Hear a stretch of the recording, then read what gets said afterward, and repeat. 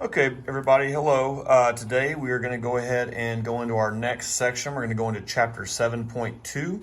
We're going to talk about market failures. So, of course, we talked about market structures the last couple days, talked about, what kind of categories do different businesses fall into, whether they are a perfect competition, a monopolistic competition, an oligopoly, or just a regular monopoly. Okay, and of course, we talked about the characteristics that go into those and what they look like. Well, today we're going to talk about when these markets kind of fail, items that happen that kind of stop these markets from being effective. Okay, we're going to start off with a video. Now, I would like you guys to watch this video on my display here, and when I'm recording for YouTube, it will not let me play it. If I play it, it's like a copyright infringement. So I'm going to stop the video here. I want you to watch the video, and then when the video's over, we'll pick it right back up. The video will pick up right afterwards, and we'll discuss. So go ahead and hit play and watch the video. Okay, so we're picking up right after the video. Of course, the video was the last one before, so hopefully you guys watched that. All right, they do some good points, and of course they're talking about parts or places where the market does fail, and so we'll go into some of those right here. Okay, so causes of market failures. Okay, now these are going to be the big characteristics right there. Of course, you got not enough competition, not enough information, resources that can't or won't move, too few public goods, and externalities or spillover effects. So we're going to hit up those things right now. Okay, so the first one, not enough competition. Now, in this situation, there's little or no competition if the government is the only buyer for high technology like fighter jets. So, for example, in our country, it's illegal to own like a fighter jet or a machine gun or a nuclear weapon, let's say. Well, the government is going to be the one that can own those things. So, in essence, they have that monopoly. They only can buy from one, or that seller can only sell to one agency, which is the government. Okay, when a market has only one or few buyers, the buyer has more power to influence that market. So it does cause that failure. Okay, so there's no supply and demand on that. It's the one buyer, the one supply, the one demand. That's all.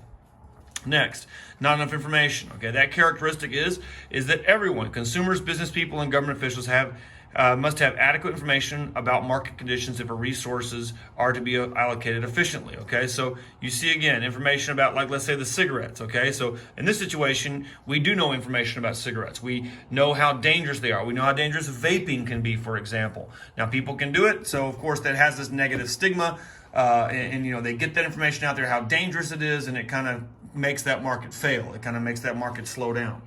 Next, resources that can or won't move. Now, of course, this is going to be like, of course, it says here, resource immobility.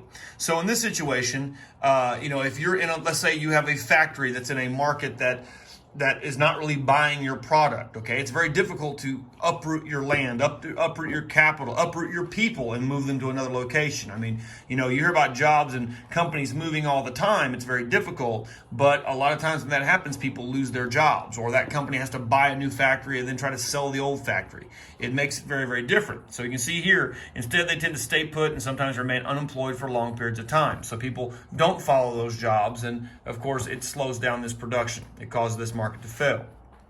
Now, when we look at this one right here, it talks about industries or like you say with moving products where those products may not be needed. I mean, for example, this picture is kind of a famous picture. It's kind of an artsy picture, but this is a picture from Marfa, Texas. I'm sure a lot of y'all have not heard of Marfa, Texas. Marfa, Texas is a small, tiny town. It's like one stoplight, and like that's about it. I mean, you blink and you miss it. It's out in the middle of West Texas. Now, they did this as kind of like a statement here, where out in Marfa, Texas, right there on the side of the highway, as you can see, they put a Prada store. Now, obviously, a place like Marfa is not going to be able to support a Prada store. Those of y'all that know about Prada with shoes, handbags, accessories, this is a very expensive brand, okay? And of course, the demand for this type of thing in Marfa is not going to be very, very high, even though we know it's an expensive brand. I mean, in a place like San Antonio or Houston or New York or Beverly Hills, Prada is going to be a product that's going to sell. People are going to buy it. It's going to be in high demand. But in a place like Marfa, they're not going to be able to support a product like that. So this would cause them, even though it's a high demand item, it seems being a luxury item, this type of an environment, this type of city would not be able to support this product, and this company would fail. Okay, so you can see that's kind of an odd thing. I remember seeing this picture a long time ago showing this product store out at Marfa, Texas. Okay, moving on. Okay, so private versus public goods. Now in this, of course, you have the private goods and the public goods. Now, if you watch the crash course video, it talked about things like free riders, okay? So what happens is you have, first of all, let's talk about private good. We'll talk about public good when we talk about the free riders. But private goods, these are items that you pay for. You pay for, you go, you use. So you airline travel, you buy a ticket for yourself, you buy a ticket for your family. The doctor, a dentist visit, going to Disneyland, getting your hair cut, going to an art museum, your TV bill. Okay, we can see right down here. This is like your education, okay? And paying for parking, things like that. You pay for those items. You consume those items. It is for your private use, okay? Now, the next is you got public goods. Now, public goods are things that are funded through taxpayer dollars, okay? So the difference is, of course, you pay for this item. You pay for your own money. A public good is everybody can use it, and it's used with taxpayer dollars. Now, the thing is, let's say that I'm a richer person and I pay a higher percentage of taxes. Okay, it doesn't mean that I get to use the government or use like the electricity or use this bridge or the park more or use the roads more than someone that doesn't pay as much in taxes. Or you might have people that pay zero taxes. I mean, you might have children that don't work, that pay zero in taxes. Doesn't mean they can't go to the park or they can't watch PBS or they can't, they turn these street lights off. Or if they pick up the phone and their house is burning down, they're not going to say, nope, you didn't pay your taxes, or you paid too little, or you paid too much, and we're not going to come and put the fire out at your house. Okay, so the public goods, of course, are used by everybody and paid through tax dollars, and this is regardless of how much you pay or how little you pay, or if you pay at all. So in the private goods, of course, these are things you consume, you pay for. Again, if you're very, very wealthy, you can pay for 100 trips to Disneyland. If you're not, you pay for very few. So you get more consumption out of a private good as opposed to a public good, depending on how much money you spend. Okay, moving on. Okay, so we got this video talking about private goods versus public goods. I got to pause the video again. Please watch the video, and then we'll pick up right when it's over. Okay, so if you watch the video, you move on to the next clip. It talks about rival goods and non-rival goods, and that goes a lot into what we had just talked about as far as public goods versus private goods, wherein private goods are things you purchase, you use. You can have as many as you want, as much money as you want to spend. You have very little if you have nothing. If you have very little to spend, and you have nothing to spend. A public good, on the other hand, is something that everybody uses regardless of how much money you have, how little money you have, or how zero money you have. And of course, that's consumed by everybody. So again, everybody can go to a park. Not everybody could go to Fiesta, Texas. Okay, everybody, if you call 911, the EMS will come. Not everybody could go to the doctor and have an elective surgery, let's say, to have their nose fixed, let's say. So that is the difference between a public good and a private good. Okay, and of course you can see here, it fails when there's too few public goods, okay? So it says a public good is a product that is collectively consumed by everyone and whose use by one individual does not diminish the satisfaction or value of others, okay? So again, like I said, the public good. If I go to the park as opposed to Tim Duncan going to the park. Tim Duncan obviously makes more money than I do. His use of that park is not going to be changed because he pays more in taxes than I pay in taxes. Okay. Now, too few public goods. Again, examples are highways, parks, flood control measures, national defense, and police and fire protection. So this is to everybody. It's not just one person as opposed to the other, or how much you have opposed to somebody else. Now, the next is going to be externalities and spillover effects. Now, these are going to be other reasons or other ways that the market could possibly fail. Now, the fifth reason that markets fall is a failure to compensate for spillover effects or uncompensated side effects that either benefit or harm a third party not involved in the activity that caused it. Okay, so these are externalities. Now, the externalities can be good things, they can be bad things. Okay, so the example it used in the crash course video earlier of this TV company. Well, this TV company comes out and makes this brand new factory next to a river. Okay, they produce their TVs. Now, the TVs let's say they use this chemical in the TV to make the picture better, let's say.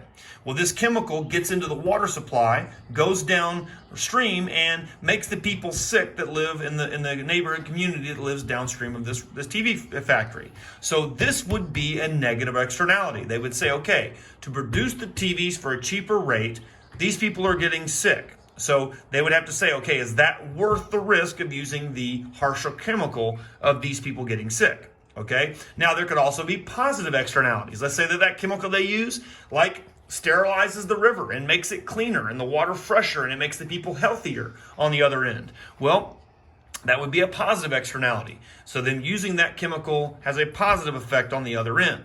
Okay. Now, when you think about the positive and negative externalities, you need to think also the example they used in the Crash Course video at the beginning about the professor that said, and again, I'm going to mess the numbers up, but you get the idea that we're going to take this test. And then the last question on the test says, do you want extra credit on the exam? If more than 20% of the class say they want extra credit, nobody gets it. But if everybody says no, then everybody gets it. Well, think about this. This is basically saying, are you going to be selfish, or are you going to look out for yourself? So if you say yes, let me rephrase that. If you say yes, you get like 50 points of extra credit. But if you say no, everybody gets 20 points of extra credit. And again, if 20% of the class say yes, nobody gets it. Well, this kind of goes into the situation we're in right now. Okay, people, a week ago or a week and a half ago, were going to the grocery store and they got it in their mind that they got to get things like toilet paper and water. Well, normally if you get toilet paper, you usually get 1 pack of toilet paper. Well, people freaked out and they got 4 and 5 and 6 packs of toilet paper, to the point where there's no toilet paper left over. Well, that one person that bought 6 packs of toilet paper, obviously they're not going to need to use that 6 packs of toilet paper right now. They could have taken one and then allowed everybody else to get that toilet paper. Or, as a consumer, do you go out there and look out for yourself and get as much toilet paper as you possibly can? So that's kind of where you look at when you look at these spillover effects, these externalities. If, again, I go look out for myself, I go buy all the toilet paper I can, well, I'm good, but the negative externality is that somebody else isn't going to be able to get that toilet paper that needs it, okay, even though I don't need as much as I've gotten, okay? That's a negative externality. So again, do I look out for myself, or do I look out for somebody else? So let's go and look here. Okay, so 2 types, and like we just mentioned before, you got negative spillover or negative externality, the uncompensated harm, cost, or inconvenience suffered by a third party because of others' actions. Positive spillover or positive externality, an unreimbursed benefit received by somebody who is not involved in the activity that generated the benefit. So we kind of talked about this. Again, it's positive spillover or externality, or a negative spillover or externality. We mentioned all that stuff already. Now, next, subsidizing and helping spillovers. Now, state and local governments can pay for public education. So, in essence, what this means is, you look at, especially we're looking at helpful spillover. So, education-wise, okay, education is free. We have free public education. We're not talking about private school, but public school. When you go to this public school, well, the government is going to pay for it. Like it says, it's going to pay for it because it says that the positive externality is that they want a population that is going to be more educated, that is going to be highly educated. That will benefit in the long run. You'll have people that have better jobs. They can generate more money. They can put more money into your economy. So government paying for education, the positive externality is that, yes, you'll have people that will be educated. Okay, again, government required smallpox immunization. Okay, so this right here, we see that the cost of the shots was relatively minimal, while the elimination of smallpox has benefited millions of people. So in essence, they say, yeah, we'll pay for this immunization of smallpox. We'll try to eliminate the smallpox because now your population will be healthier. They will not be sick. And if they're not sick, of course, not spending, they're able to go to work, they're able to be productive, they're able to go out and spend money, things like that. So that all is a benefit, is a positive, a helpful or positive spillover effect or externality as a result of that. So, of course, these are all externalities you can see here as far as where the government steps into being more helpful. Of course, free public education. You can see Reagan High School. If we could all be there, that'd be great. But if not, you're kind of getting a virtual Reagan right now. Government regulating things like pollution. They put these out here. They put regulations in. The positive externality of that is that you're going to have a cleaner environment, cleaner air. The hospitals, okay? Of course, obviously we have medical bills, things like that, but a hospital's not going to turn you away. You're going to be able to go there and help. And of course, like this one right here is his neighbor's shame. Kind of, the people that leave like junky cars in their driveway or don't pick up. I mean, we have things like homeowners associations that we pay into. Anyway, in certain neighborhoods you pay into, and the homeowners association makes sure that people keep their yard lawn, their lawn mowed, they keep their house clean, they keep everything nice. Because if this guy makes his house trashy and junky and nasty, well, guess what? It's going to bring down the value of all the other houses around that house. So it hurts. It's an incentive for the other people to pay in to try to get these guys to clean their houses up. Okay. Now that is it. Okay. So I'm going to go ahead and put this up today. This will be our entire lesson. There's not going to be a section, a third section of this. It's just 7.1 and 7.2. So please work on these assignments. This assignment will be due next Friday. Today is Friday the 20th, so it'll be due next Friday the 27th. Please make sure you get your quiz and the vocab sheet in. The following week we will do chapter 8. So please look for that stuff. I'll start kind of posting those videos probably next week to get all that content out there so you can start looking at it if you want to get ahead. I know several people have already turned in these assignments. That's awesome. I do hope you guys are watching the videos so you can kind of keep up with everything. And we'll be talking to you later. Okay, so make sure you guys are looking at my classroom and make sure you're taking care of all your work. All right, guys, let's see you.